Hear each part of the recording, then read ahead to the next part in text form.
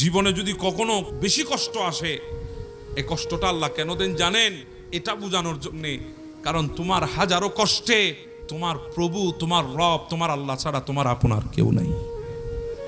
এটা বোঝানোর জন্য আল্লাহ আমাদেরকে মাঝে মাঝে কষ্টের মধ্যে রাখেন, মাঝে মাঝে কষ্টের মধ্যে আল্লাহ আমাদেরকে ফেলেন। যদি না ফেলতেন আমরা তো রবকে ভুলে দেব। সেজন্য আপনার প্রতিটি পদক্ষেপ মাওলাকে খুশি করার জন্য। দেখবেন আপনার ওই ক্ষুদ্র জীবনে আল্লাহর নিয়ামতে ভরপুর হয়ে গেছে। ওই ক্ষুদ্র জীবন আল্লাহ পরিপূর্ণ করে দিয়েছেন নিয়ামতে। প্রত্যেকটা কাজে কার সন্তুষ্ট কামনা করবেন? আল্লাহর সন্তুষ্ট। কারো সাথে দুশ্মনী রাখলেও আল্লাহ আল্লাহ রসুলের জন্য রাখবেন, কারো সাথে সুসম্পর্ক রাখলেও আল্লাহ আল্লাহ রসুলের খাতিরে রাখবেন। দেখবেন আপনার ওই সম্পর্কের মধ্যে স্থায়ী হবে, আপনার ওই সম্পর্কের মধ্যে বরকত হবে।